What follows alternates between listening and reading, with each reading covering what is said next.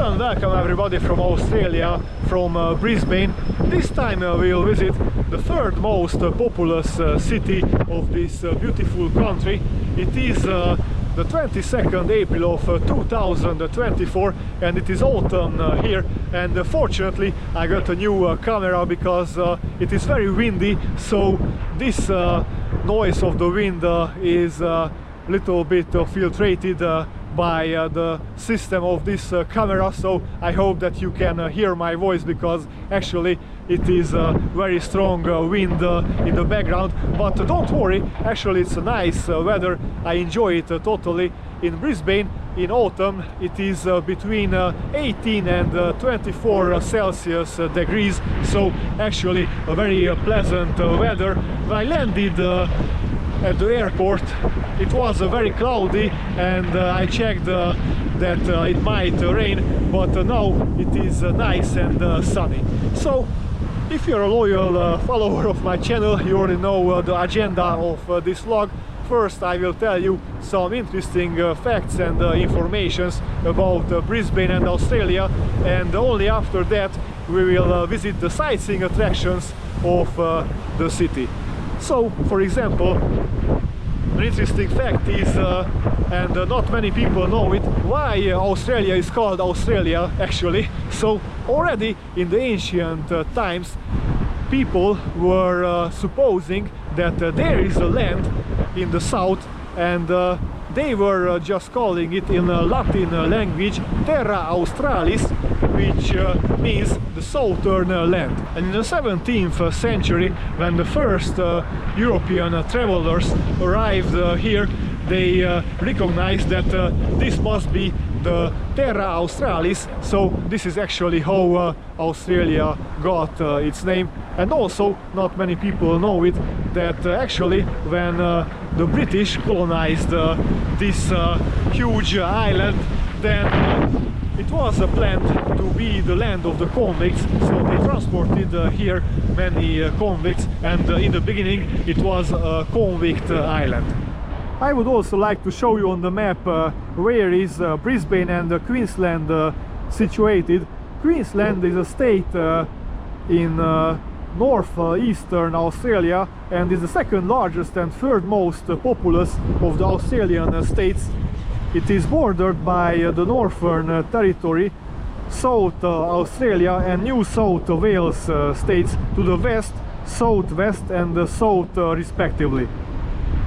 Australia is the oldest, flattest and driest inhabited continent with the least fertile soils. Australia's written history commenced with the European maritime exploration. First known, the Dutch navigator Willem Janszoon arrived here to Australia in 1606. The famous explorer Captain James Cook arrived here in 1770, and he made a map of the east coast of Australia, and he claimed these territories for Great Britain. So this is how these parts of Australia became colonies of the British Empire, and well, they had a very evil plan to convert these places, these territories, to a convict settlement, to a penal settlement. And the first fleet with a lot of murderers and thieves and other convicts arrived in 1778 to Sydney, to New South Wales, and there they established a huge penal settlement. Well, this is very shocking information actually, because not everybody knows that actually Australia was planned to be a very huge prison for these British convicts. Well, in the end the rain arrived, and it's very windy and it's raining. Between December and February it is summertime here, and sometimes it can be very hot, like 40 degrees, so that's also unbearable for some tourists. A lot of forums and blogs advised to come here in autumn or in spring, and I choose autumn also because the Orthodox Easter and 1st of May are falling in this period, so this is how I can save some holidays. Actually, my vacation is for 3 weeks, and I didn't take 15 leaves, just 12, because I could save some time like this. So yeah, it's actually up to you which time of period did you choose to visit Australia. And this is the river Brisbane. I think there will be some nice weather later, so it's not the end of the world. I'm sure that I will still enjoy my vacation.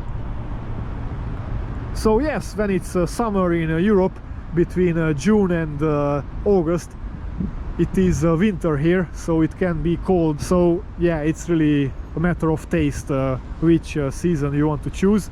Also in pre-seasons like spring and autumn, the hotel accommodation prices are not so expensive. The canal transportation to Australia peaked in the 1830s, but dropped off significantly in the coming decade because there were many protests against the convict system during the colonies. So the British stopped this activity, and the last ship with convicts arrived in 1868 to Australia. Australia is a federal parliamentary constitutional monarchy comprising of 6 states and 10 territories. It has a population of 27 million people, and most of them are living on the east coast. This is the most urbanized territory, and the capital of Australia is Canberra. It is a common misconception that Sydney is the capital, because that's the business hub and the most populous city of Australia, but well, the governmental area is in Canberra, and the top 5 most populous cities are Sydney, Melbourne, Brisbane, Perth and Adelaide. Brisbane was named after the river Brisbane, which in turn was named after Sir Thomas Brisbane, the governor of New South Wales from 1821 until 1825. And there are also some popular nicknames for the city, including Brissy, Brissagas, or the River City, which is a very good name because the Brisbane River is crossing the city like a serpent, turning around and around. Many huge skyscrapers in the city center. Aboriginal people lived here already 22,000 years before, and in the 1820s their number was between 6,000 to 10,000. They called this settlement as Minjin, which means in Turrbal language a place shaped as a spike. So Turrbal language is also an Aboriginal language. Aboriginal groups claiming traditional ownership of the area include the Yugara, Turrbal and Quandamooka people. In 1770, British navigator James Cook sailed through South Passage and through the islands nearby the current Brisbane, and he arrived to a bay which he named after James Douglas, the 14th Earl of Moreton. So it was actually named Moreton Bay, but it was misspelled, and this is how the name was changed to Moreton Bay, and this is also the current naming of the bay, Moreton Bay. Matthew Flinders initially explored Moreton Bay on the behalf of the British authorities, and in 1799 he arrived to some red-colored cliffs visible from the bay, and he named that point as the Red Cliff Point. Nowadays it is called Woody Point. The governor of New South Wales, Sir Thomas Brisbane, ordered to establish further penal settlements north, and he sent John Oxley for an expedition in the north, and he arrived to the current territories of Brisbane in the November of 1830.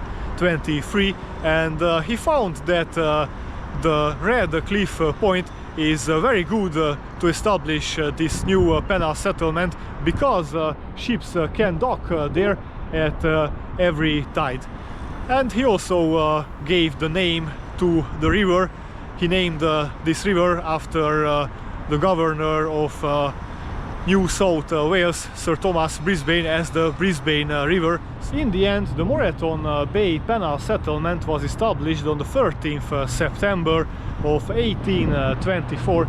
The party was led by Lieutenant Henry Miller, and the settlement consisted of 14 soldiers, some of them with wife and children, and there were also 29 convicts.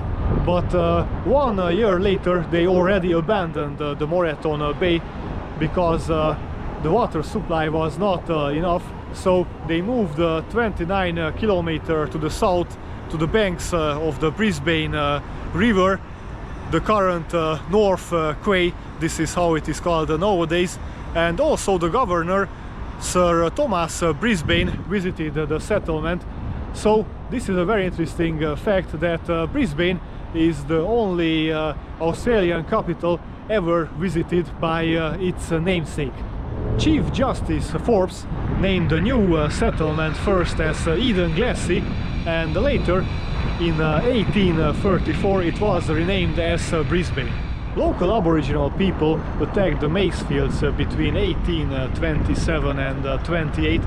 They destroyed and plundered the maize fields at the Kangaroo Point and South Banks. I am currently now in the South Banks territory. So yes, they wanted compensation for the territories which were occupied by the British, or they also wanted to warn them to not expand further, but of course the British ignored the intentions of the Aboriginal people, and they brought further 2,400 convicts to this penal settlement. Absolutely crazy. But in the end, later in 1838 they also brought some European settlers to here, and the population increased very fast, and they were also raising some buildings. So this is actually the starting point when Brisbane developed and looked like a city, and finally the number of the settlers outgrew the number of the convicts. In the 19th century, many settlers arrived from Germany, Scotland and many other countries, because the British Crown granted them free lands. The War of Southern Queensland started in 1843 by the Aboriginal people. They made a coalition called the United Tribes, and they attacked the British, of course, because the British ignored their declarations that they should withdraw the settlers from the area and they shouldn't expand so much. But as I said, there are also more and more settlers also coming from Europe, so the population of Brisbane just grew and grew. So the Aboriginal people started this war, and they attacked the city many times. Robberies occurred, and they were also terrorizing civilians. So yeah, it was a very bloody conflict, which ended in the end in 1855. It took 12 years, as you can see. So the British captured a prominent leader of the Aboriginal people called Dundalli, and they hang this leader at the current place of the General Post Office, and this moment ended the war. In 1864, the Great Fire of Brisbane burned thorough the central parts of the city and destroyed the most part of the Queen Street. The 1860s was a period of political and economical turmoil. It was characterized by unemployment, and in 1866 unemployed workers gathered together and they started rioting. They were asking for bread or blood, and they also tried to destroy the shops of the government. So it was a big revolution which calmed down very hard. The 1880s brought a period of economic prosperity and a major construction boom. There were many notable buildings which were raised in this period, and also many commercial buildings. Democratic parliaments were established gradually throughout the 19th century, culminating for a vote of establishing a federation of the 6 colonies called the Commonwealth of Australia from the 1st January of 1901. This began a process of increasing autonomy from the United Kingdom, highlighted by the Statute of Westminster Adoption Act in 1942 and culminating in Australia Act in 1986. The unification of the colonies in 1901 was celebrated widely in Brisbane, and they also erected a triumphal arch on the Queen Street. The Governor-General is the representative of the King of Australia and the King of the United Kingdom, currently King Charles III, so he appoints this Governor-General on the recommendation of the Prime Minister. The Governor-General has the formal presidency over the Federal Executive Council and is the Commander-in-Chief of the Australian Defence Forces. The functions of the Governor-General include appointing ministers, judges and ambassadors, and also giving a royal assent for the legislation approved by the Australian government, and also bestowing Australian honours. During the Second World War, the Allied Command of the Southwest Pacific was based in Brisbane, along the headquarters of General Douglas MacArthur of the United States Army. After the bombing of the Pearl Harbor, the US entered the war, and they started diverting the ships to Brisbane, and 75,000 American soldiers were based in this city, and actually this led to a bloody conflict in 1942.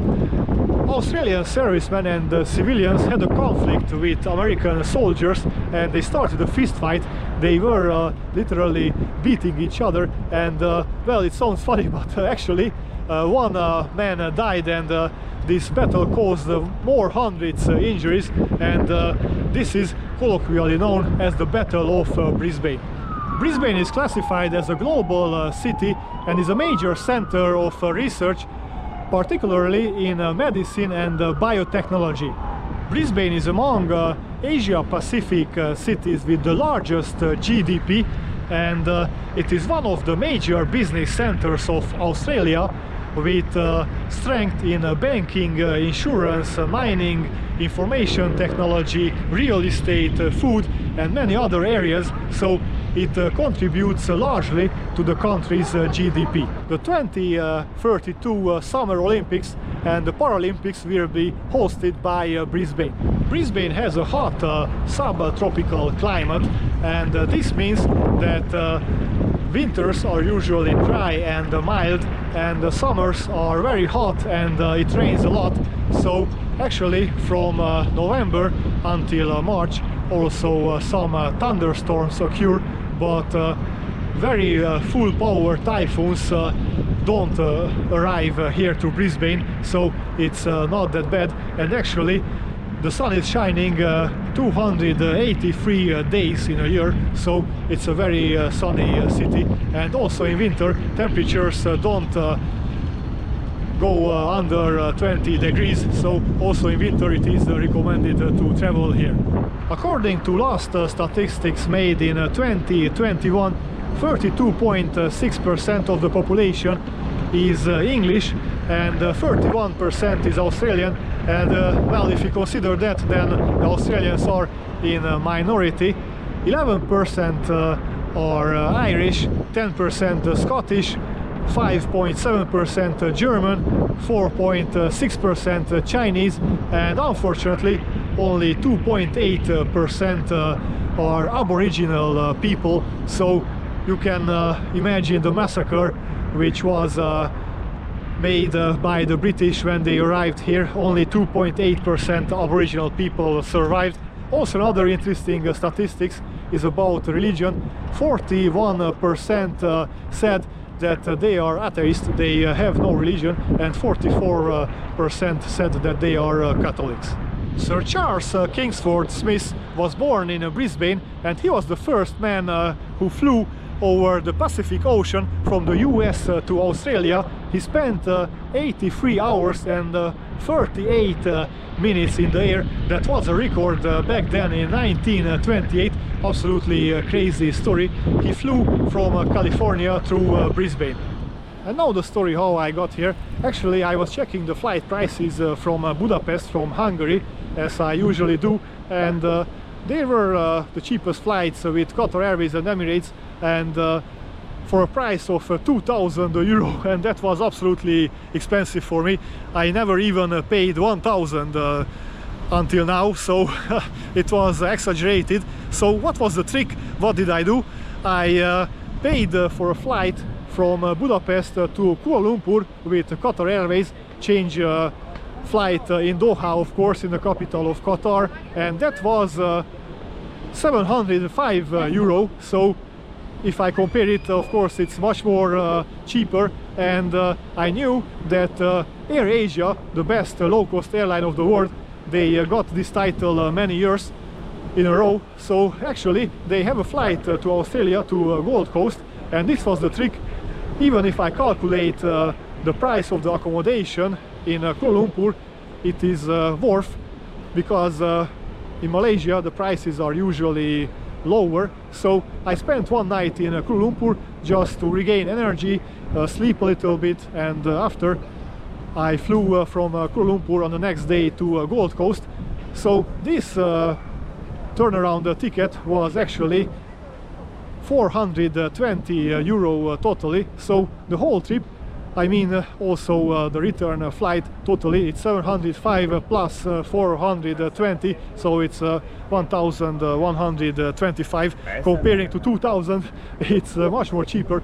I think it was a good trick from me, and well, I also like Malaysia, so it was nice to visit some food, street food places, and some nice restaurants. So just to chill a little bit before I travel further to Australia. So yeah, if you live in East Europe, I recommend this advice.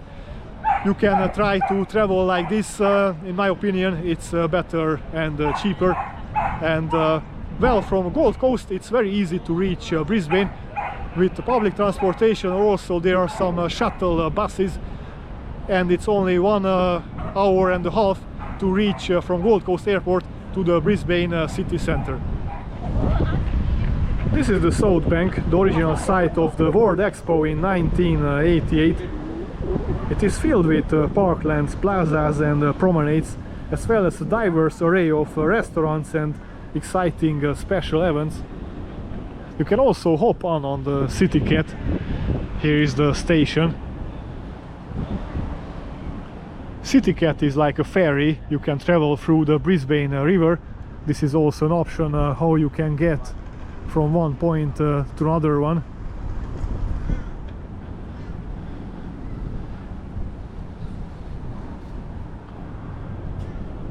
And also many attractions around South Bank. This is the Wheel of Brisbane, also called Brisbane Eye. It is situated on the South Bank. It is 60 meters tall, and it was erected in 2008. Each of the 42 air-conditioned capsules can seat up to 6 adults and 2 children, providing a total passenger capacity of 336. And the ride lasts for approximately 12 minutes and includes approximately 4 rotations.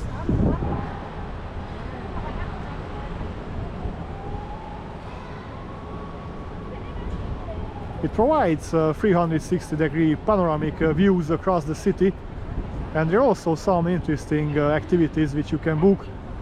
birthday or romantic experiences for your loved ones, and as well as a range of Siromet wines to enjoy while you ride.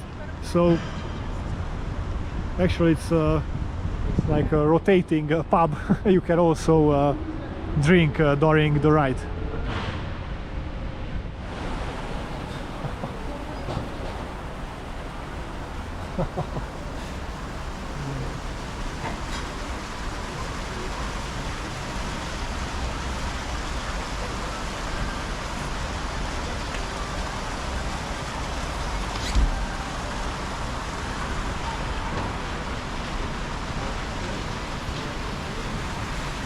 West of the wheel is Mount Coot-tha, which is location 8, 287 metres above sea level and just 7 kilometres from the city centre.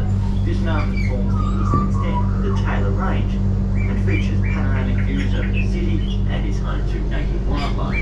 Mount Coot-tha gets its name from an Aboriginal word meaning place of honey. Location 9 is the precinct incorporating the Queensland Performing Arts Centre, commonly known as QPAC, the Gallery of Modern Art, known as GOMA, the Queensland Museum and Queensland State Library. The cultural hub is the performance home to some of the state's leading performing arts companies, including the Queensland Theatre Company, Queensland Ballet, the Queensland Orchestra and Opera Queensland. Over in location 10 you'll find the Brisbane Convention and Exhibition Centre, which was opened in 1995 and caters for groups from 8 to 8,000 people. With over 20,000 square metres of exhibition space, it's also home to our Queensland Firebirds netball team, along with concert, major expos and events. The parklands here at South Bank were opened to the public on the 20th of June 1992 and is location 11. This area is located on the transformed site of Brisbane's World Expo 88. Over 18.5 million people visited Expo 88, which transformed the city from a big country town to a sophisticated but relaxed world-class capital. South Bank is the city's green oasis and the hub for cultural and entertainment activities in a unique inner-city riverside prison. That concludes our tour and sky-high experience of the city of Brisbane. We hope you've learned a little bit about our beautiful city and about the spectacular Channel 7 wheel. The Nepalese pagoda is one of the most significant heritage items in Brisbane from the hosting of the Expo in 1988. That is the year when Brisbane hosted the World Expo. It is the only international exhibit remaining on the site.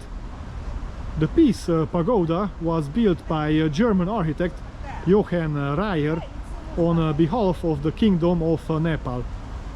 80 tons of indigenous Nepalese timber were sourced from the Terai jungle forest of Nepal, delivered to the capital Kathmandu, where 160 Nepalese families worked for 2 years at crafting its diverse elements. Absolutely crazy. These were then shipped to Australia in 12-meter containers and one 6.1-meter container, where they were used. They were assembled at the Expo site by a handful of Australian workers under Nepalese supervision and architect Johann Reyer. Sir Edmund Hillary, the first person to ascend Mount Everest, was a VIP guest of the pagoda during the Expo on the 8th August of 1988. The pagoda is one of only 3 Nepal peace pagodas outside of Nepal, all built by the German architect Johann Reyer, who had the dream to bring peace pagodas to all 5 continents, the other 2 being in Munich and Osaka.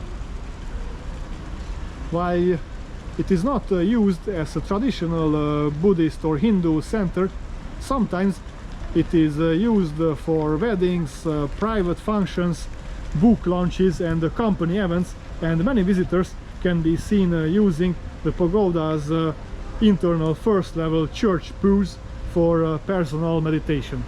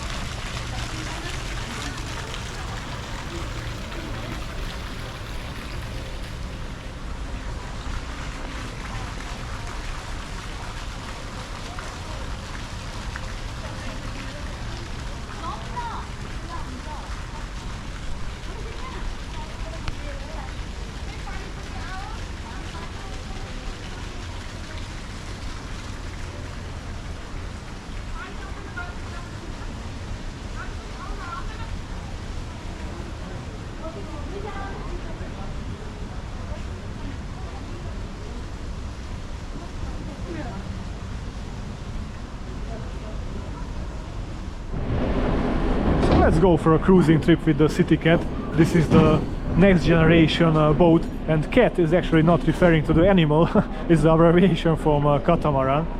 So this is a double-decker ship. It will be absolutely amazing, so let's try it. Because it's part of the public transportation, this cruising trip costs only $3.55 Australian dollars. Of course, I always mention the local currency, so it's absolutely cheap if we compare it to other tour companies which offer a cruising trip for $16 or $20. There are many ships traveling across the river, and you can also buy a day ticket if you want. That's maybe a choice if you already checked the map and you plan to visit some attractions down the city, and you want to use this City Cat many times. And there is another option also, the City Hopper. That's also a cruising option, and I talked with a local guy, and he told me that it's better for me to take the City Cat because it is much more comfortable and not crowded. And as you can see, it's not crowded at all. Only some stupid children are crying and fighting here.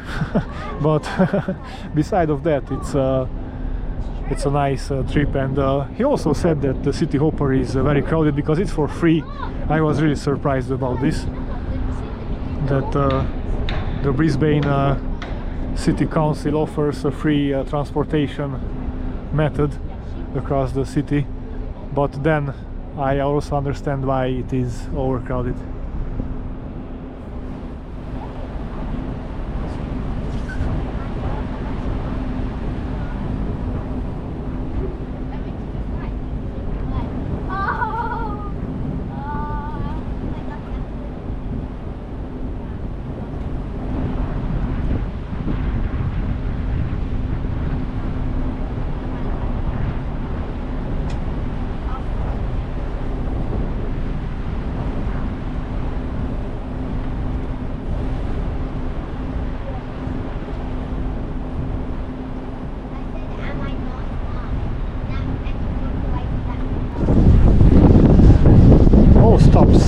City Cat services operate daily between the University of Queensland, St. Lucia and North Shore Hamilton.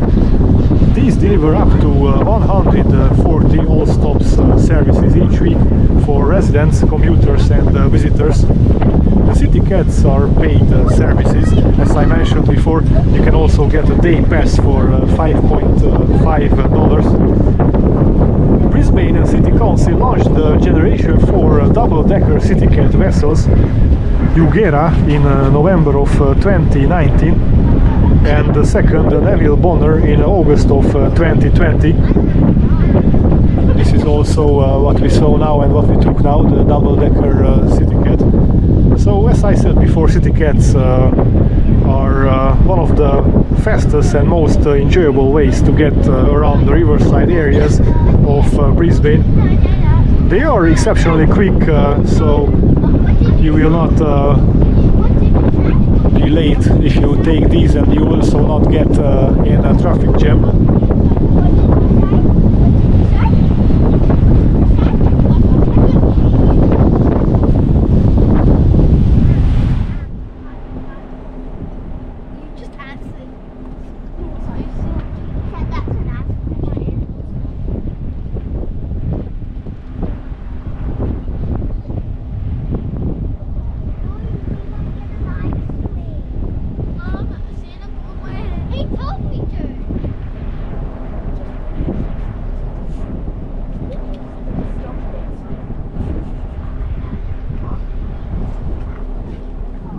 For the public transportation, you can use a go-kart.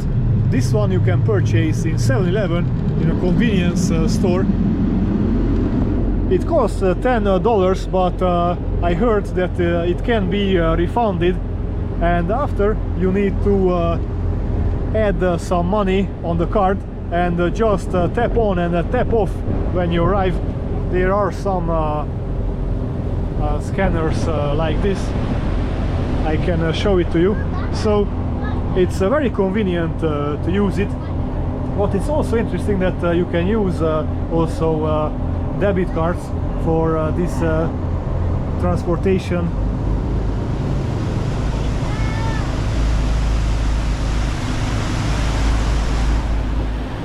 So you tap on, tap off, and it charges you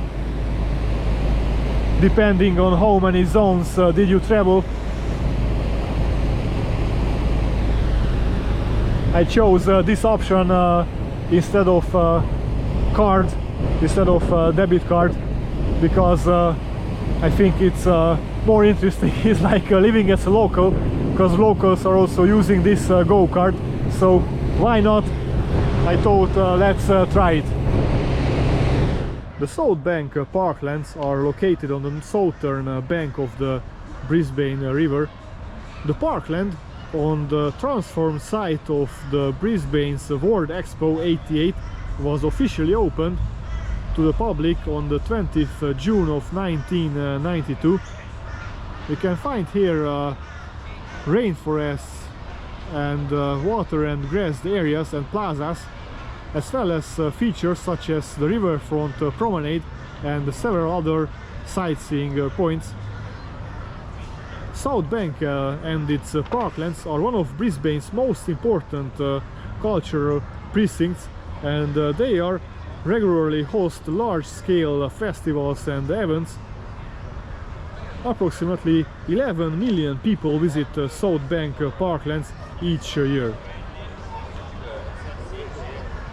From the 1850s, the South Bank precinct was quickly established as the business center of Brisbane.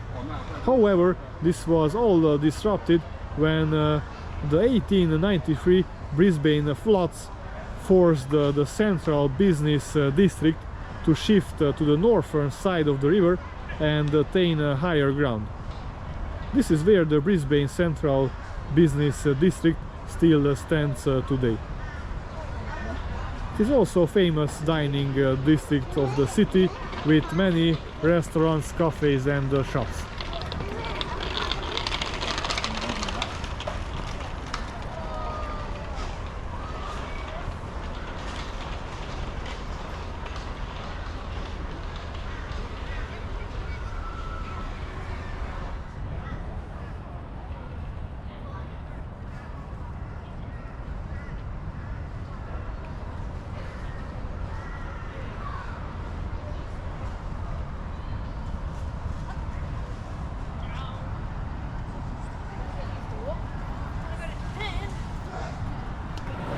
This is the street beach, the major feature within the South Bank parkland. It's actually a man-made beach, which is 2,000 square meters of free-formed concrete, surrounded by 2,000 cubic meters of sand. The sand surrounding the beach is sourced from the Roos channel in Moreton Bay, and every year the beach is topped up with an additional 70 tons actually, to ensure that it's kept in good condition. Almost half of the lagoon area sits on reclaimed land that was once the Brisbane River. It was constructed between 1991 and 1992. The lagoon contains chlorinated fresh water that is recirculated every 6 hours and up to 125 liters per second. Water for the beach is pumped through 2 large sand filters and chemically treated before being pumped back into the pools. The beach area comprises a lagoon with enough water to fill 5 Olympic swimming pools with sand beaches, palm trees, rocky creeks and subtropical trees and exotic planting. Streets Beach is an oasis in the middle of Brisbane city, so it's very popular between the locals and tourists. The beach is patrolled year-round by lifeguards. Over there in the background you can see the lifeguards.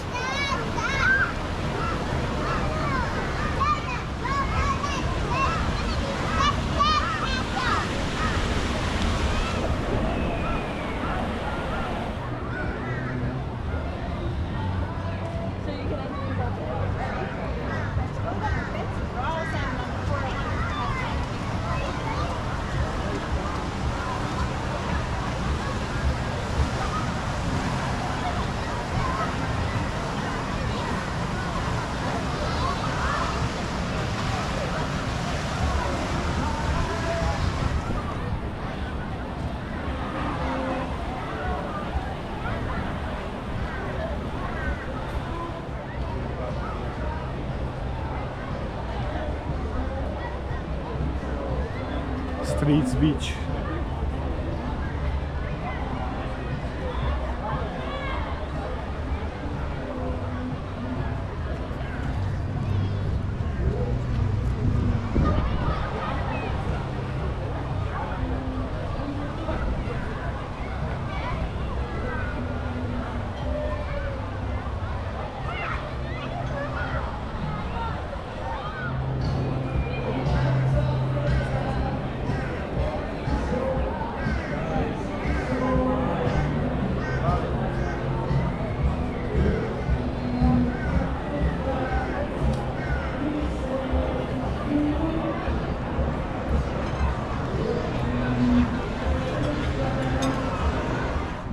This absolutely huge structure is the Brisbane City Hall. The building design is based on a combination of the Roman Pantheon and St. Mark's Campanile in Venice. It really looks like a Roman building. It is considered one of Brisbane's finest buildings. Pretty sure about that. The construction site was swampy and contained a creek, so pumping was needed to keep the site dry. Construction operations began in 1920, so it was built between 1920 and 1930. The building was designed according to the Italian Renaissance style, symmetrical and formal. Brisbane City Hall has 64 meters clock tower. When it was built, the 4 clock faces on each side of the tower were the largest in Australia. Each clock face is 4.8 meters in diameter, that's 16 feet. So for what is this building used? Usually for royal receptions, pageants, orchestral concerts, the Lord Mayor's senior Christmas concerts, civic greetings, flower shows, school graduations and also political meetings. In 2008 it was discovered that the building had severe structural problems. The Brisbane City Hall was officially reopened to the public on the 6th April of 2013, following a rededication ceremony and celebrations. The renovation cost was 215 million Australian dollars.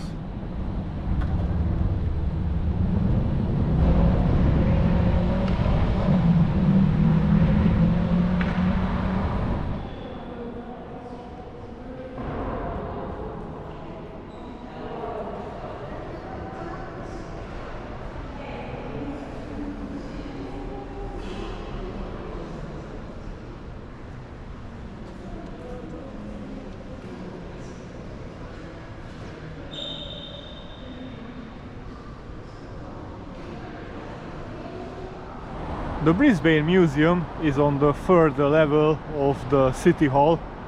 You can visit it for free, and very important information about Brisbane. Most of the museums are free to visit, so you're welcome to enjoy it. And next to the City Hall there is also a statue of King George V.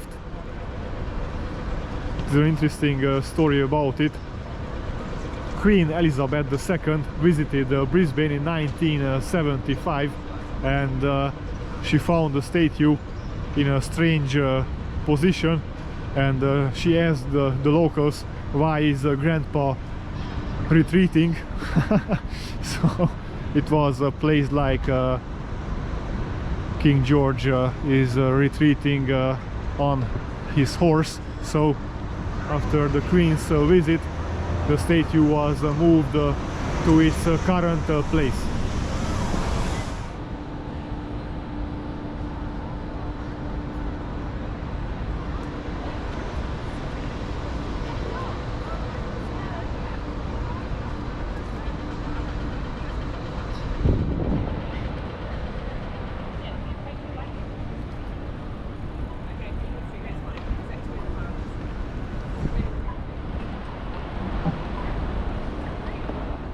Anzac Square is a heritage-listed town square and a war memorial located between Ann Street and Adelaide Street.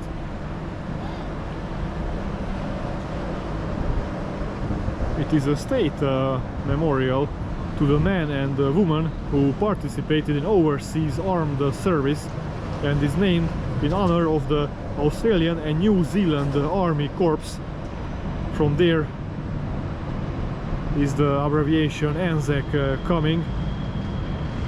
Anzac Square was opened on Armistice Day in 1930. Armistice Day, also known as Remembrance Day in the Commonwealth and Veterans Day in the United States, is commemorated every year on the 11th November to mark the armistice signed between the Allies of World War I and Germany in 1918. The Commonwealth of Nations, often simply referred to as the Commonwealth, is an international association of 56 member states, the vast majority of which are former territories of the British Empire. We can find here many statues and many memorials. This one is, for example, in memory of the Queensland heroes who fell in the South African War, but we can also find memorials to the fallen of World War I and World War II, and also to people who served in Vietnam, and unfortunately they didn't return. I never saw such a tree. It looks like a vase.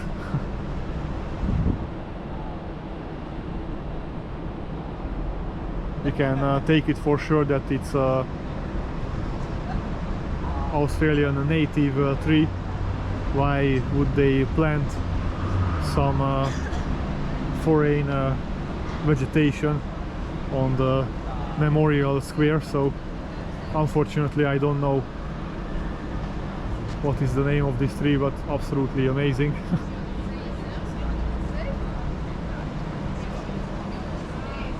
And in front of us is the Shrine of Remembrance. It has an eternal flame So the shrine is a war memorial, also dedicated to the Anzacs, to the Australian and the New Zealand Army Corps. This shrine is a major Brisbane landmark of cultural, architectural and historic importance. It was designed in the Greek classic revival style by the firm of Buchanan and Cowper. The columns of the Shrine of Remembrance are built of Helidon sandstone. Helidon is a small town in Queensland, and the eternal flame is kept in a brass urn within the shrine. We'll take a look immediately. The steps leading to the Shrine of Remembrance from the square are also made of Queensland granite.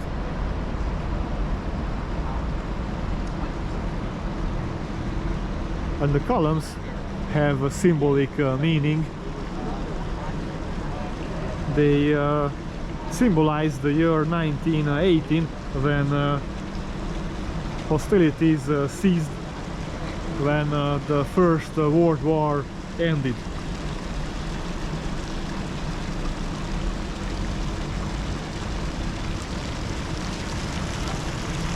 So the square is now a repository of war memorials, so we can find here many statues.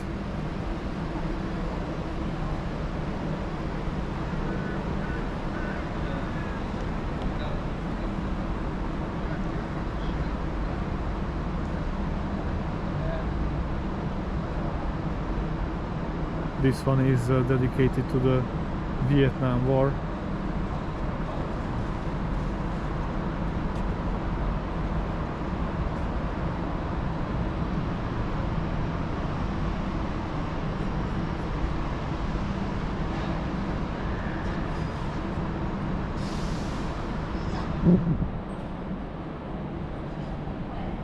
And this one to the Southwest Pacific Campaign.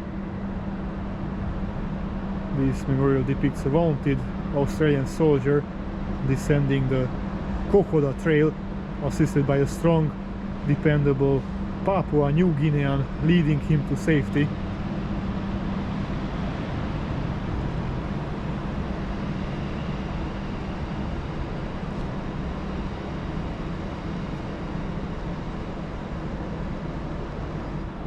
So the shrine is like the main point of this square, and it was raised for the fallen man and woman serving during the First and Second World War.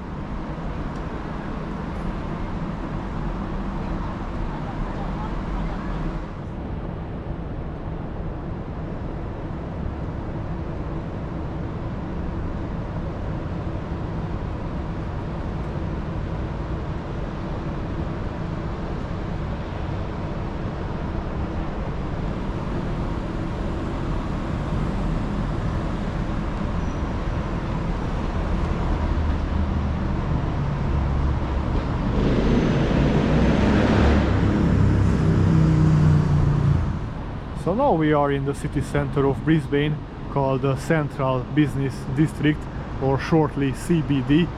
Australians love to shorten everything. They also call themselves Aussies, not Australians. So here you can find many skyscrapers and luxury hotels and fancy restaurants. To some restaurants you need a reservation, you cannot just walk in, or if you want to walk in you need to wait 1 hour. And this is the Queen Street, one of the oldest streets of the city.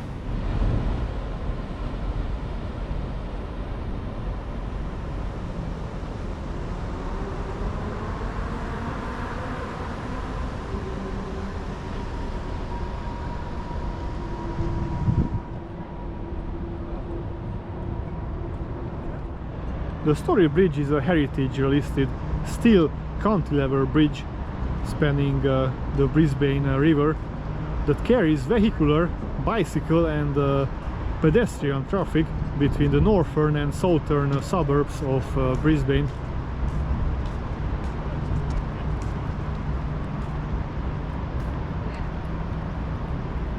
It is the longest cantilever bridge in Australia. Construction on the bridge began in 1935. The Story Bridge opened then in 1940 and it was tolled until 1947. Initially, a toll of 6 pence was charged to use the bridge, with the toll booths constructed at the southern end of the Bradfield highway. The toll was then removed in 1947. So the bridge is not named after a very funny or interesting story. This is not the reason why it is called a Story Bridge. It is actually named after John Douglas Story, a very prominent public servant of Brisbane. The bridge carries an average of 97,000 vehicles every day. And you can also climb on the bridge. If you want to climb during daylight, it is 129 Australian dollars, and during twilight hours it is 159 dollars, Australian dollars of course. So that's a little bit expensive, but well, only if you're not afraid of the height. I'm pretty afraid, so I was not even thinking about it to climb to the bridge. Well, I have been in this area more times, and also on the cruising trip, and I didn't see anybody climbing on it, even though it is considered a very popular tourist attraction. Bridge climbs began in 2005 and have become a popular tourist attraction. The 1.5 to 2 hour experience includes a unique journey up over the bridge superstructure to the 80 meters summit, which provides magnificent, uninterrupted 360-degree views of Brisbane city, the river, also mountain ranges and islands. So there are 121 stairs up to the Story Bridge if you want to book this. You should be prepared to be fit and not be afraid of the height. Well, usually when I'm just walking across the bridge I am afraid already, and it's very interesting that it depends on my mood, or if I rested enough, because sometimes after I sleep 9 to 10 hours I don't feel any fear of the height. It's like I'm walking on the ground, nothing special.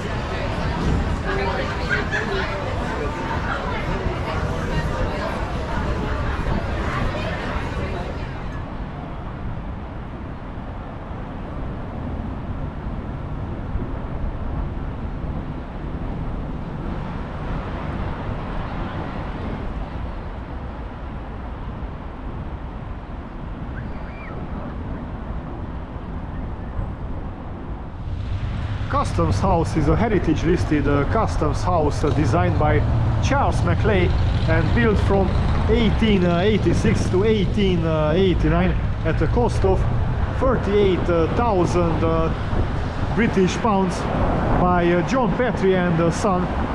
It was originally used for the collection of customs duty. The building replaced an earlier and much smaller customs house on the site. The collection of custom duties on imported products was particularly important to Queensland, where the manufacturing sector was slow to develop.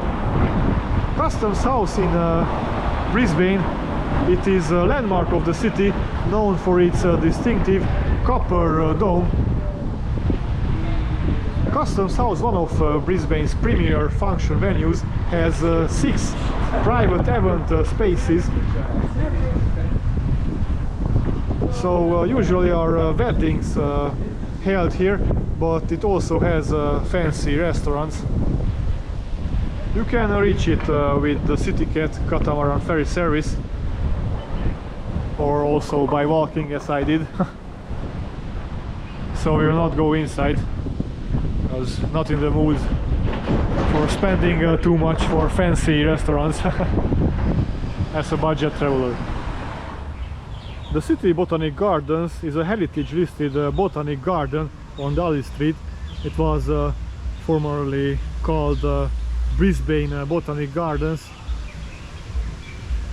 and before it was also known as Queen's Park, so it changed the name a lot of times. It was established in 1825 as a farm for the Moreton Bay Penal settlement. Originally the gardens were planted by convicts with food crops to feed the prison colony. The gardens include Brisbane's most mature gardens with many rare and unusual botanic species. In particular, the gardens feature a special collection of cycads, palms, figs and bamboo. This looks like a bamboo for me, but I'm not an expert. In 1855, a portion of several acres was declared a botanic reserve. In the same year, Walter Hill was appointed as curator of the botanic reserve, a position he held until 1881, and I mentioned him because he began an active planting and experimental program. Some of the older trees planted in the gardens were the first of their species to be planted in Australia due to Hill's experiments to acclimatize plants. Absolutely beautiful.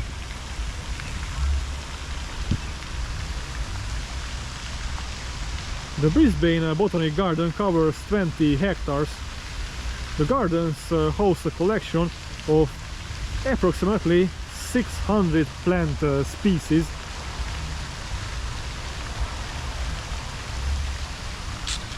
The gardens were also home for over 100 years for Harriet, a Galapagos turtle reportedly collected by Charles Darwin during his visit to the Galapagos Islands in 1835, and he donated the tortoise to the gardens in 1860 by HMS Beagle, the ship who took Darwin around the world. Harriet was named in honor of Harry Oakman, curator of the gardens from 1945 to 1962 and the creator of the now disbanded zoo at the gardens. The zoo closed in 1952.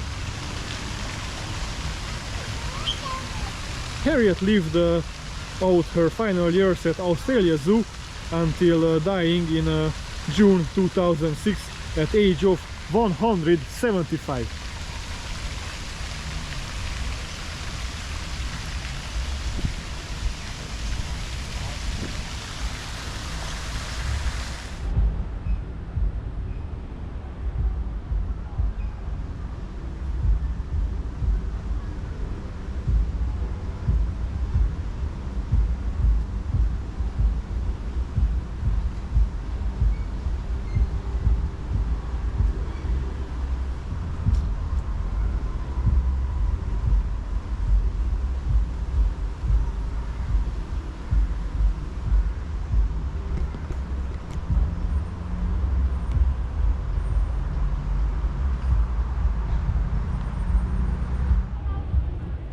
series of these palm trees remember me of Zabil Park in Dubai.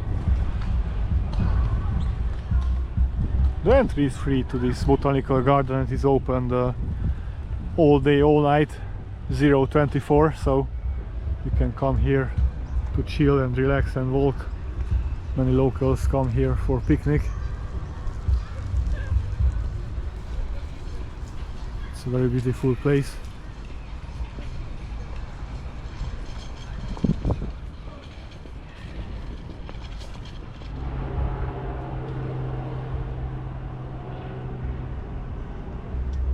Wow.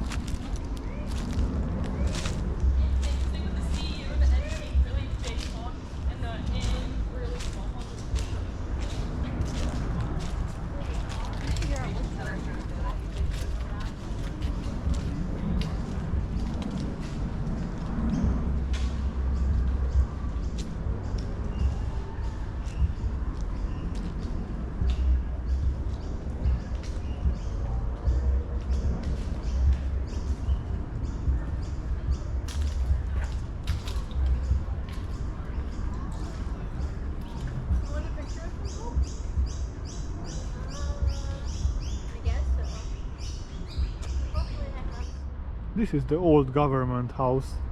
Queensland's first government house is located at Gardens Point in the grounds of the Queensland University of Technology.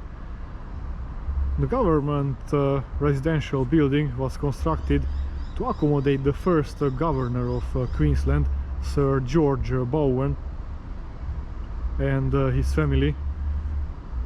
On the 22nd May of 1860, the first Queensland Parliament met. 1 month later, a vote to fund a new government house was successful. The site chosen for the building was a high point of Gardens Point, overlooking the Brisbane Botanical Gardens.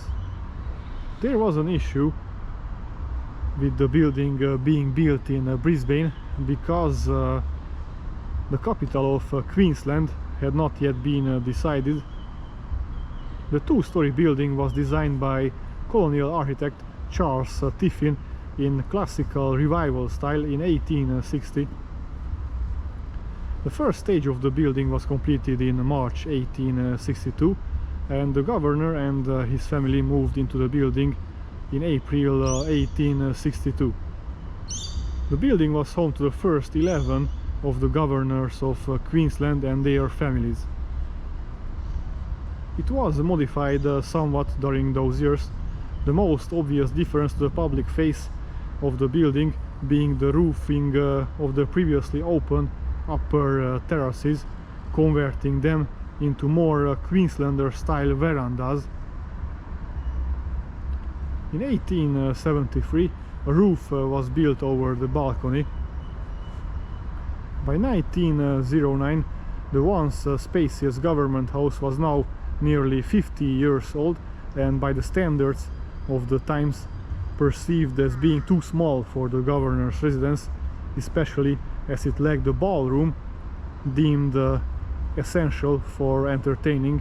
So it was decided to give government house to be the nucleus of Queensland's first university, the University of Queensland, which was to be established at Gardens Point. A plaque on the building commemorates this transfer in December 1909. Queensland University of Technology performed a major 3-year restoration of the building, and it reopened in 2009. Having restored the buildings, the university uses it for events and functions and provides tours and information for visitors. One of Australia's most famous culinary feature is the lamington. It was invented by the cook Armand Gallen at the Government House during the time of the Queensland Governor Lord Lamington. A lamington is an Australian cake made from squares of butter cake or sponge cake coated in an outer layer of chocolate sauce and rolled in a desiccated coconut.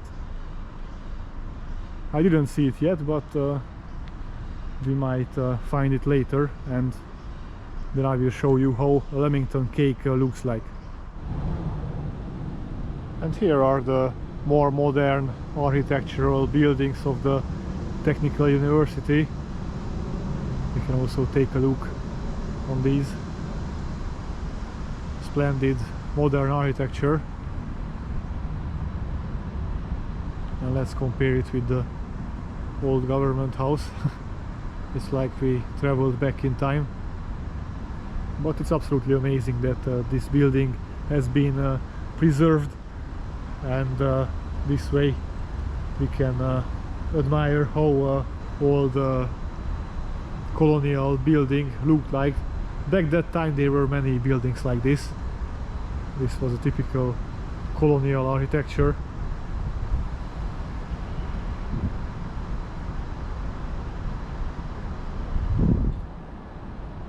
Travel vlog about Brisbane wouldn't be complete if we wouldn't visit Mount Coot-tha. Well, Yuwara people lived in this territory, and they come here to this hill to collect Coot-tha. So Coot-tha means in their language honey, so this is how this hill was named. And there was also an English naming for the hill after, which was One Tree Hill. In 1839 James Warner, a navigator, came with his people to collect timber, and they were cutting all the woods from the summit, and they left only one tree, an eucalyptus tree, and because of this reason the hill was then named One Tree Hill. So what is awaiting us here? I am now in the botanical garden of this mountain, and this is absolutely splendid. We will see a lot of subtropical trees and plants. So beside of that, we'll also climb to the summit, where absolutely amazing view of the city will await us. The Mount Coot-tha Botanical Gardens are located 7 kilometers from the central business district of Brisbane, at the foot of Brisbane's tallest mountain, Mount Coot-tha, in the suburb of Mount Coot-tha. So the suburb is also called after the mountain. Absolutely impressive vegetation in this subtropical climate.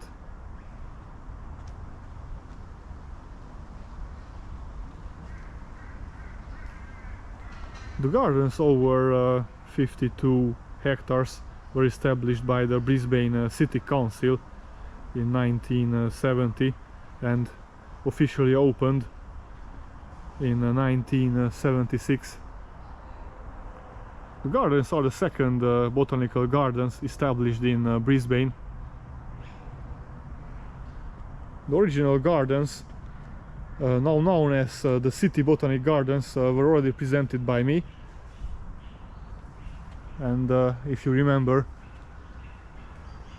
that one was located in the city center, in the CBD at Gardens Point.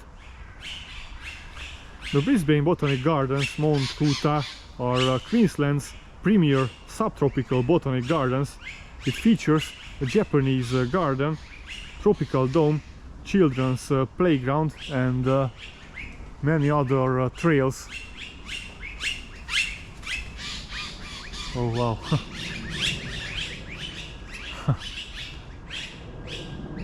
The garden also hosts a plethora of mini ecologies, from cactus bonsai and herb gardens to rainforests and arid zones, so you cannot get bored here. Well, I will try not to make too many videos, because I think this look, this also a trail called lychee tree lawn, so we can find the lychee trees on this trail. So this is how the trails are named. So what I wanted to say, that I think this travel film about Brisbane will be already very long, so I will try to make it short, just present the main features of this garden, which is a little bit hard because it's a huge garden, and I'm absolutely amazed about these subtropical plants and trees and everything what we can find here. This is a Chinese tree, so you can also find some foreign vegetation in this botanical garden.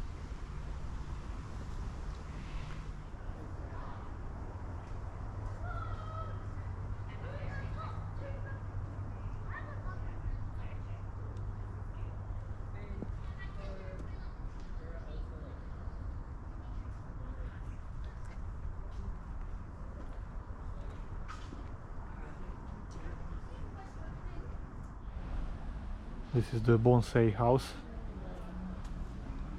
I mentioned before that we can also find some bonsai here. This is, for example, one. It's a piece of art, actually, a living piece of art. Absolutely impressive.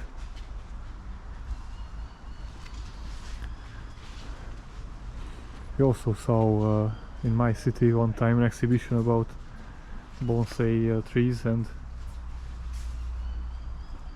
you could also purchase some of them, and they are very expensive, more thousands of euros.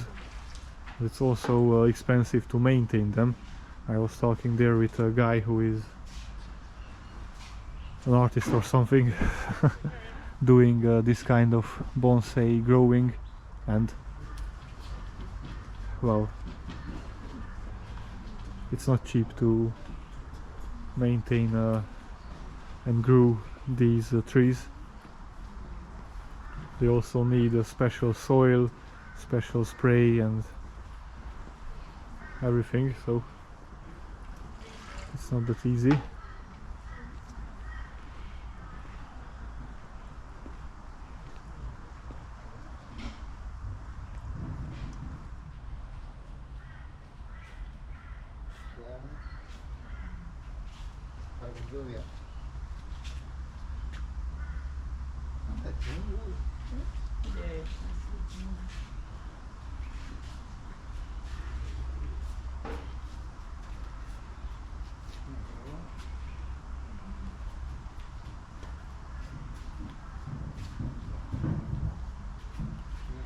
Sweet gum.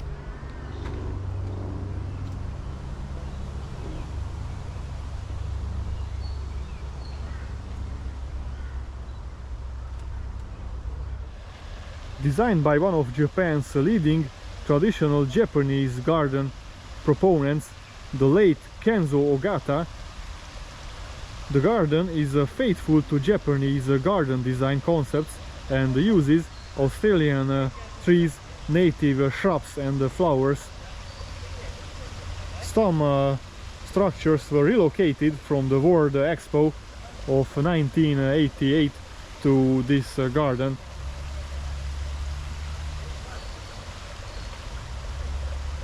The theme of the garden, Tsukiyama Chisen, or mountain pond stream, is reflected in the water feature of the garden. Absolutely amazing Japanese garden.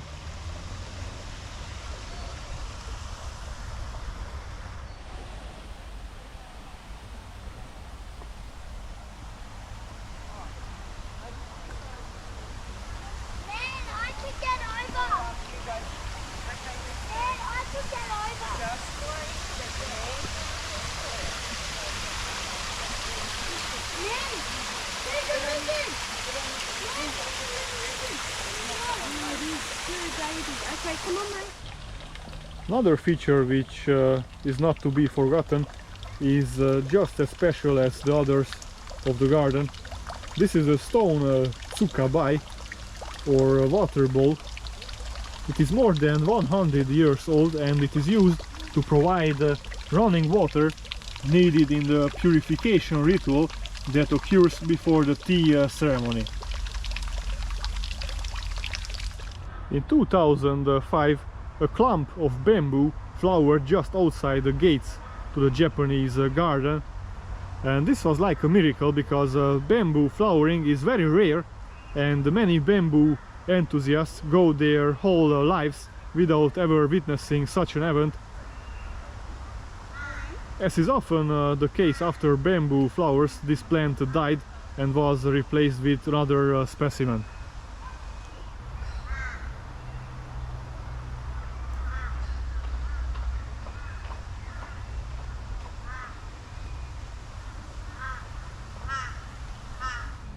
A welcome gate with calligraphy on a dedication tablet above the gate by then Prime Minister of Japan Noboru Takeshita greets visitors to the garden at the entrance to the garden. The Japanese calligraphy is engraved in gold, dedicating the name of the garden, Yu Tsui In.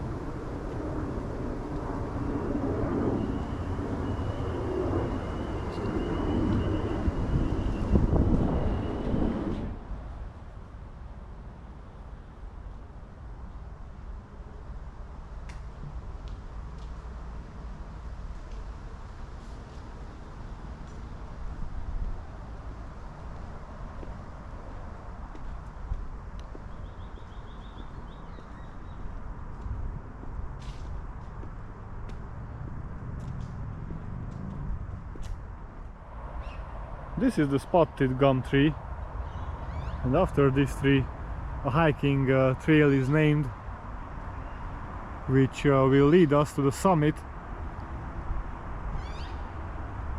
From there we will have an amazing view of the city.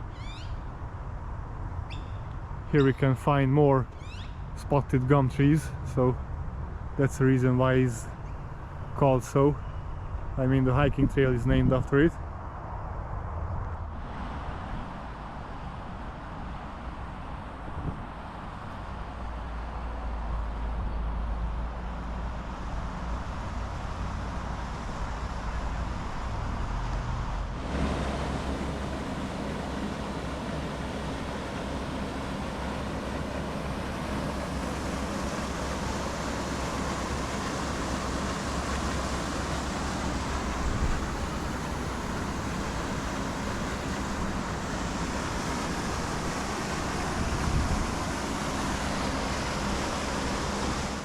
So this is the spotted gum trail, which is a walking track of medium level, and it connects the Brisbane Mount Coot-tha Botanical Gardens with the Mount Coot-tha summit, taking hikers thorough 2.4 kilometers of splendid eucalyptus terrain within the Mount Coot-tha forest. It was designed by the locals. There were already some walking paths, but these were then connected together to reach the summit.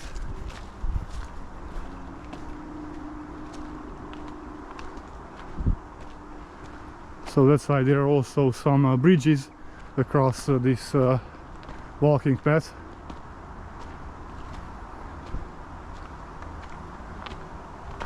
Well, I'm taking this trail alone. I hope I will not encounter any spiders or huge snakes falling from the tree. Should not be the case, because as you just saw, some tourists were coming from the other direction, so this trail is frequented very often, which keeps the animals far.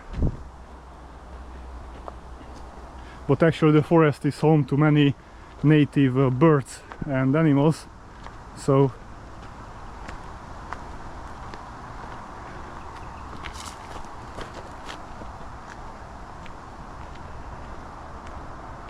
you cannot exclude to meet some. And also important travel advice: you should bring some water with you, because along the hiking trail there is no water supply, no spring, nothing. But in the contrary, in the botanical gardens you can find many places to drink some water, so it's completely fine.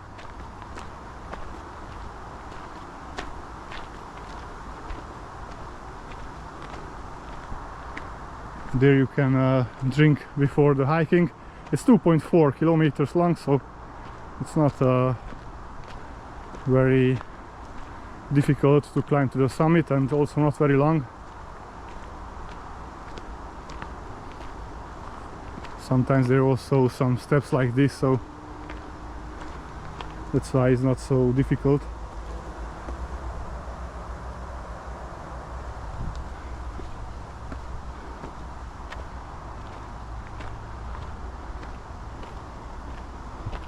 And here is another gum tree.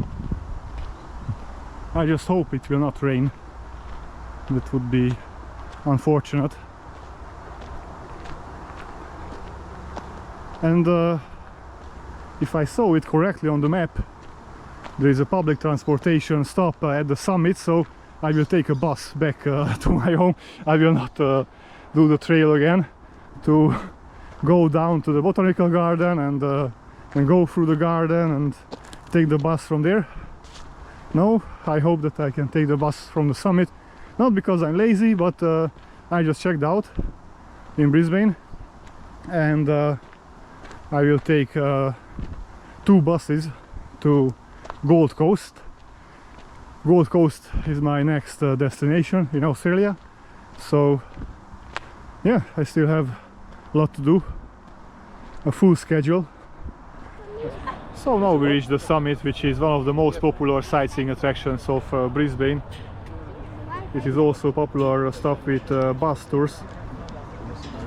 Of particular note is this lookout, which includes the Coot-tha Cafe, the summit restaurant right in front of us, and it has also a gift shop. At 226 meters above sea level, it is the best known vantage point from which to view the city and surrounds. It was built from 1918 to 1950, this lookout point. Absolutely splendid view. Some interesting facts about the mountain. World War II saw the mountain occupied by the United States 7th Fleet for a magazine depot, and in the 2021 census, Mount Coot-tha had a population of 0 people, so absolutely nobody is living here. Only some workers come for the restaurant, but there are no houses on this mountain. It is often claimed that Mount Coot-tha is the highest point in Brisbane, but as the elevations above show, the peak known as Mount Coot-tha is not even the highest peak of the mountain as a whole, with both Constitution Hill and the summit being higher. Those are over there in the background, but those don't have a good viewing platform, so actually Mount Coot-tha is closer to the city, so this is the best point to look down to the city.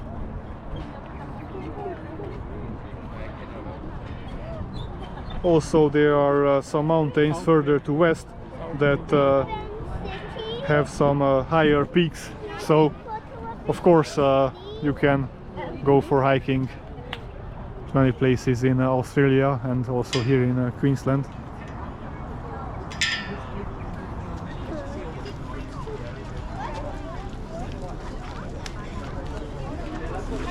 Some interesting trees also here. And as I mentioned, the restaurant is called very creatively the Summit Cafe. I didn't check the prices, but probably not cheap.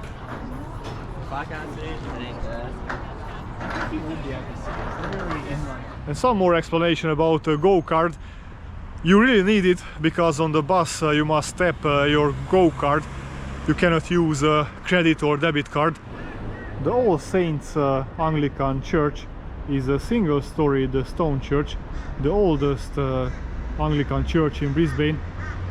It was erected in 1861 and rebuilt in 1869 for the Wickham Terrace District Anglican congregation.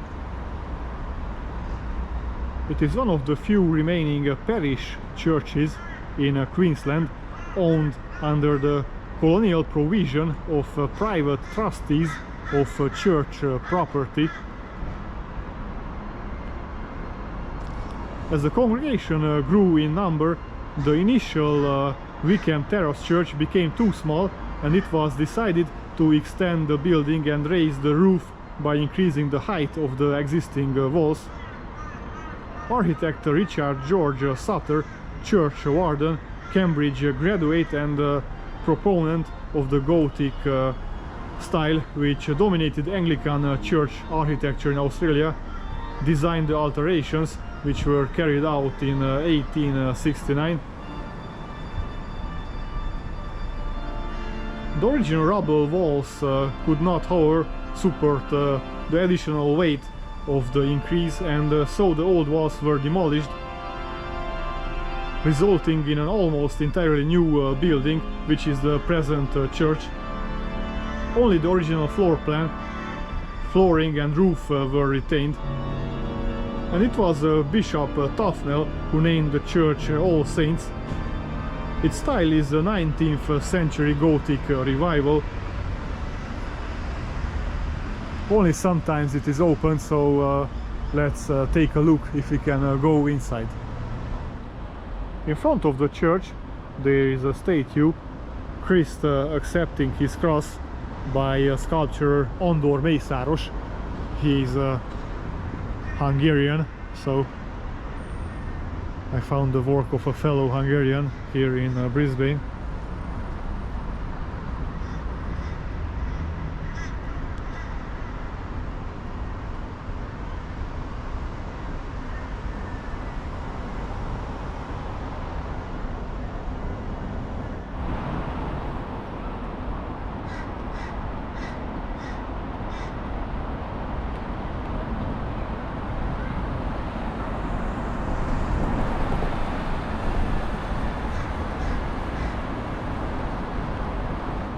Absolutely beautiful building. This is St. John's Cathedral, The Cathedral of the Anglican Diocese of Brisbane and the Metropolitan Cathedral of the Ecclesiastical Province of Queensland. It is dedicated to Saint John the Evangelist.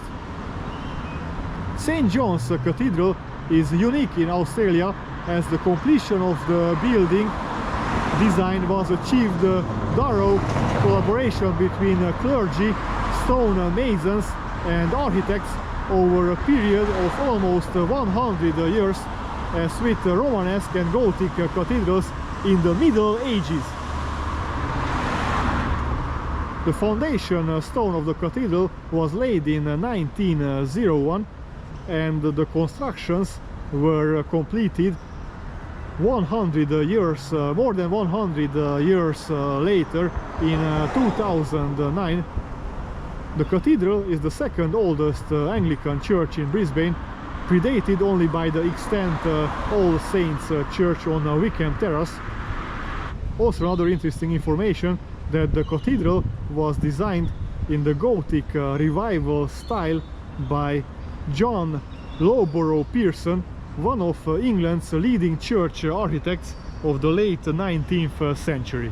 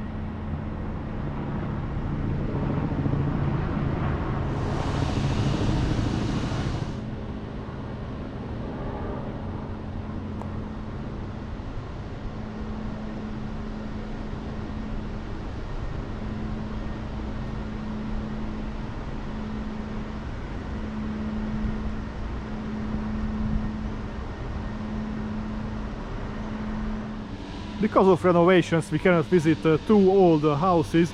The church house was built in 1901, designed by Robin Dodds.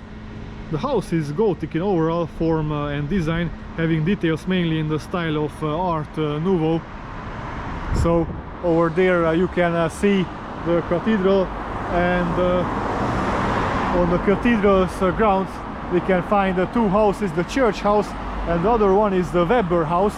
The Weber house was built in 1901 and it's also a heritage listed former school and present-day church hall. It sits within the grounds of the cathedral, and it was designed by John Smith Murdoch and Robin Dodds, built in 1901 by Worley and Whitehead. Now it is also known as Cathedral Schools and the St. John's Institute. We are in a Chinatown now, which is a district in Fortitude Valley. It is centered on the Chinatown Mall, a pedestrian street which occupies all of the Duncan Street. It is a location of Chinese restaurants and shops, and is the venue for events including Chinese New Year and the Valley Fiesta.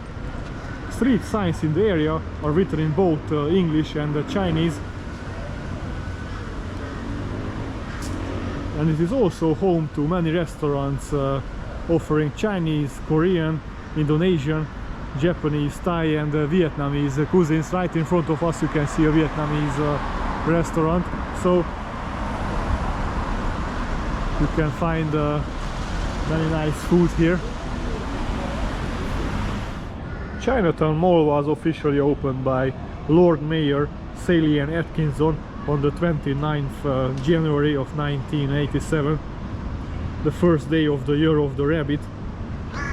The mall was designed by architects and engineers from Guangzhou and was intended to reflect Tang architecture.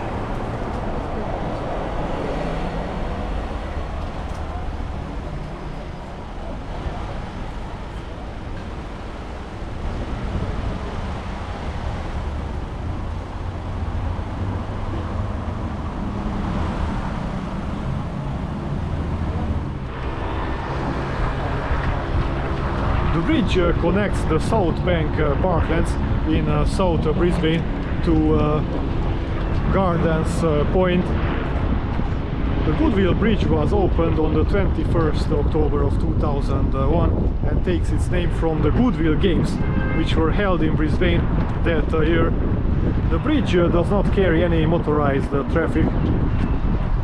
The Goodwill Games were an international sports competition created by Ted Turner in reaction to the political troubles surrounding the Olympic Games in the 1980s.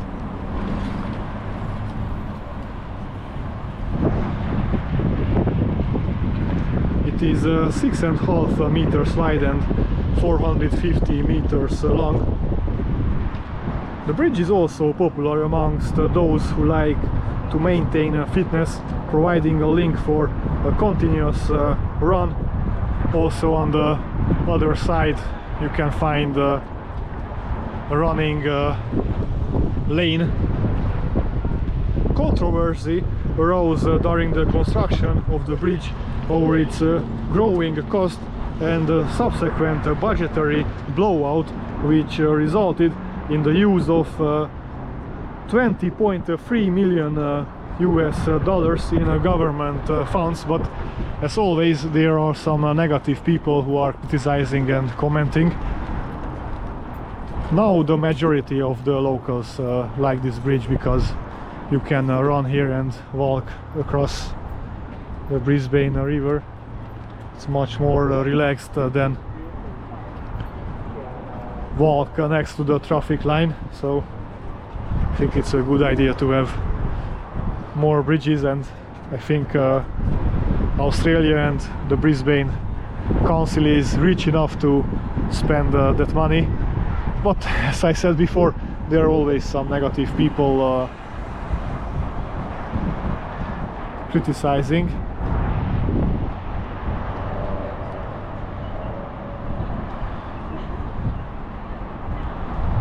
So this is the Goodwill Bridge. From the South Bank end of the bridge we can take a sneak peek into the Maritime Museum of Queensland. There are some interesting ships, but still I will not go inside. This is the Adelaide Street. It is really loved by locals and tourists because of a lot of boutiques, clothes stores and a lot of restaurants, so fashion and food lovers would enjoy here. There's also a perfume shop, so you can find here literally everything.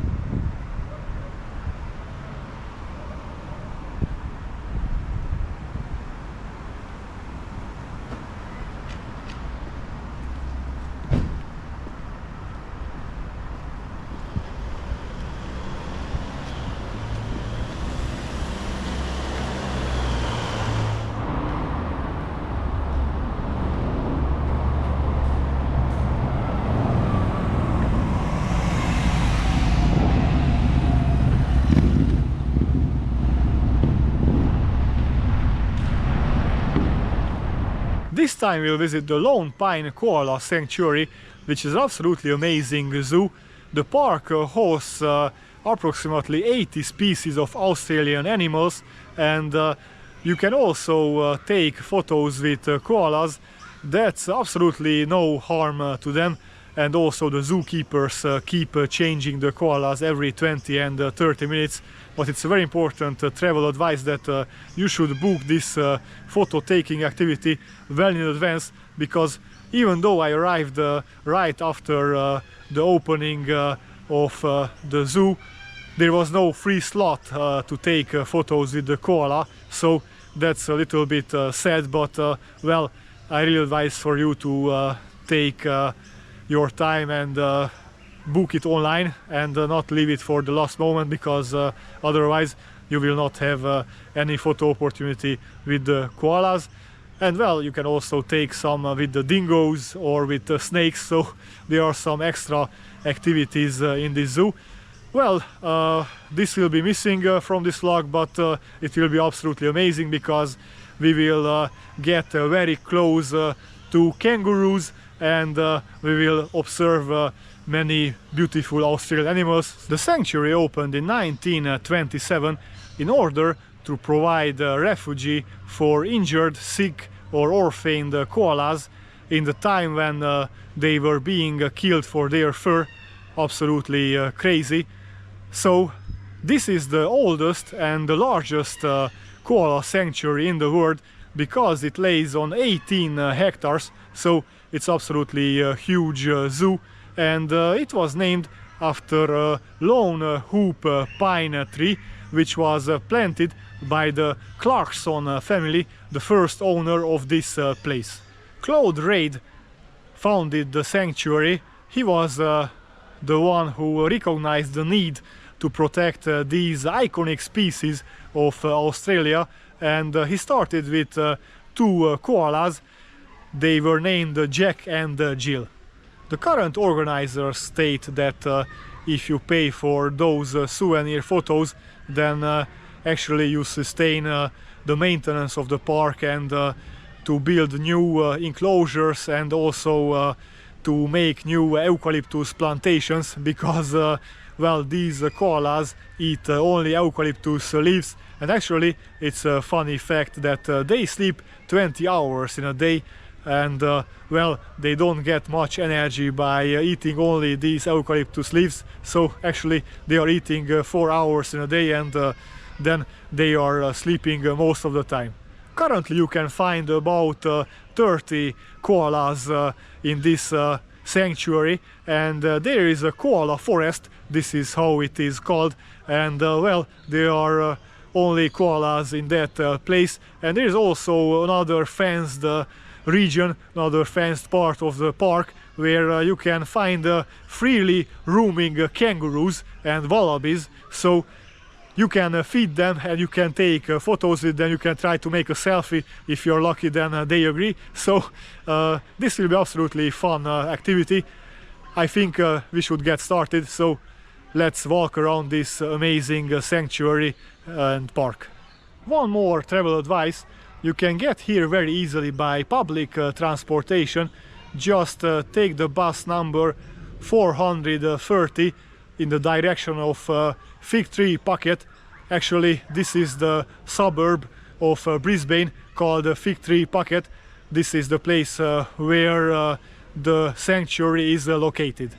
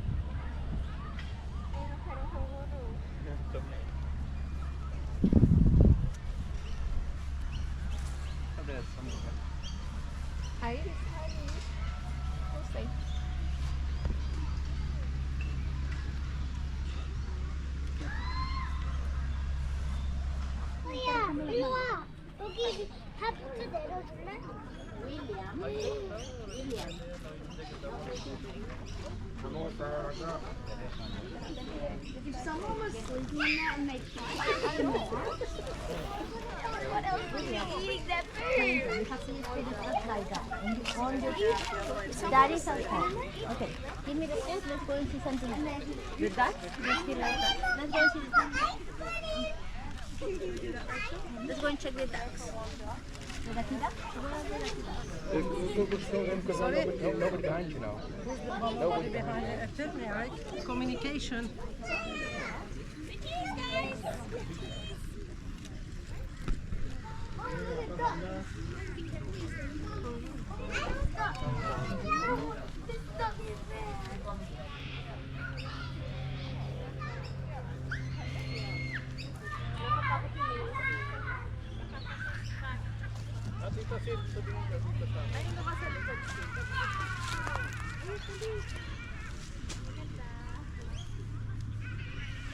Ayaw niya talaga.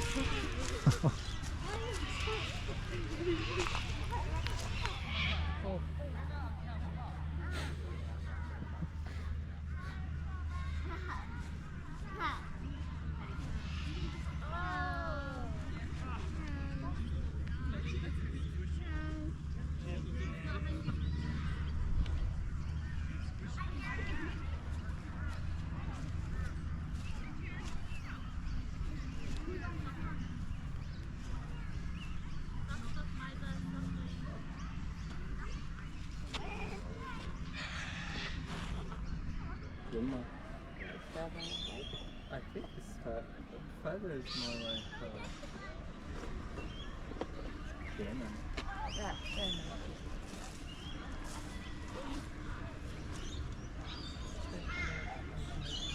Looks like you I didn't you touch feel? it. I just respect him so much. Look at the clock. I could never. This is a dinosaur for me. Yeah.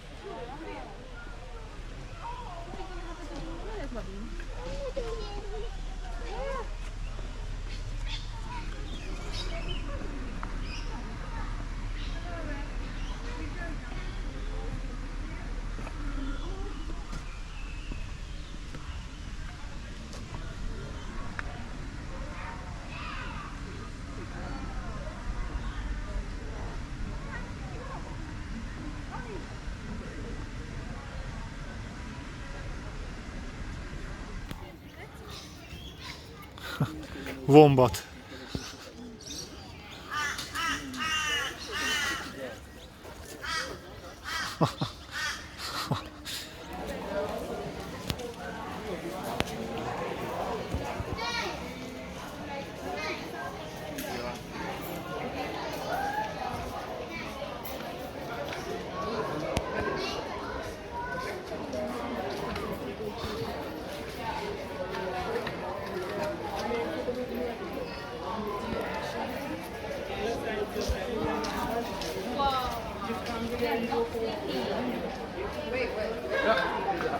Sounds like koala.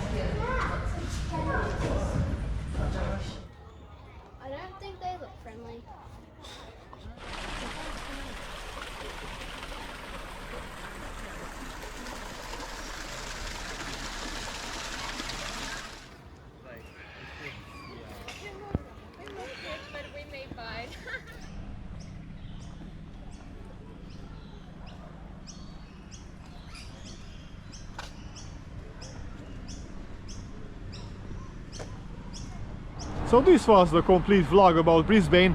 I hope that you enjoyed it, and if that's so, please subscribe to my channel if you didn't do it yet. It's very important to push on the bell icon, because this is how you get notified about the new contents. Have a nice day and goodbye. Oh, that's la la life. That's la la life. Baby, let it be. Enjoy the